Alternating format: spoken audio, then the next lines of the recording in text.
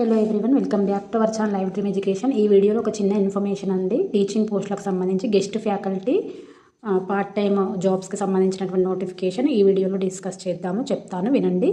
అది ఎక్కడ అంటే మహాత్మా గాంధీ యూనివర్సిటీ నల్గొండ.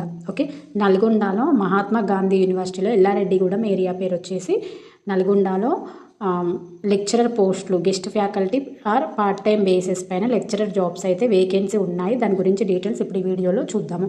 కంప్లీట్గా ఈ షార్ట్లో కనుక ఇన్ఫర్మేషన్ పూర్తిగా రాలేకపోతే కనుక నేనేం చేయలేను, నెక్స్ట్ షార్ట్లో చూడండి. ఓకేనా, let's get start the video. Video MGU అంటే మహాత్మా గాంధీ యూనివర్సిటీ. మహాత్మా గాంధీ యూనివర్సిటీలో part time or guest faculty jobs అన్నమాట నల్గొండలో.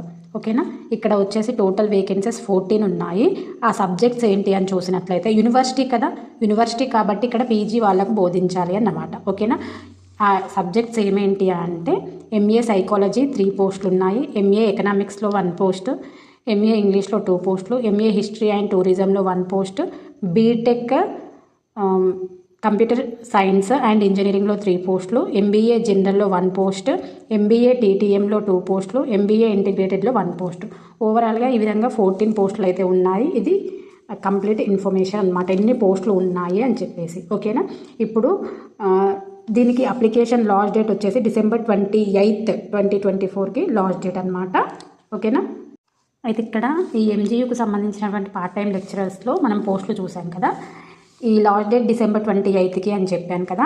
ఎలిజిబిలిటీ క్రైటీరియా ఏంటి అంటే ఇక్కడ పీజీ చేసి ఉండాలి. పీజీ కన్ఫర్మ్, పీజీతో పాటు పిహెచ్డి కంప్లీట్ అయ్యేనా ఉండాలి, లేకపోతే పిహెచ్డి లేకపోతే SET or NET or SET NET లేకముందు అంతకుముందు సెలెక్ట్ అని ఉండే. ఓకేనా, వీటిల్లో ఏదో ఒక ఎలిజిబిలిటీ ఉండాలి. పీజీ కంపల్సరీ, పీజీతో పాటు వీటిలో ఏదో ఒక ఎలిజిబిలిటీ ఉండాలి. వాళ్ళు ఎవరైతే ఉన్నారో వాళ్ళు అప్లై చేసుకోండి హ్యాపీగా. ఓకేనా, ఇది యూనివర్సిటీలో కాబట్టి కొంచెం పర్లేదు, బాగానే ఉంటుంది. రెమ్యునరేషన్ కానీ వర్క్ కానీ మన ఐడెంటిఫికేషన్ కానీ బాగానే ఉంటుంది.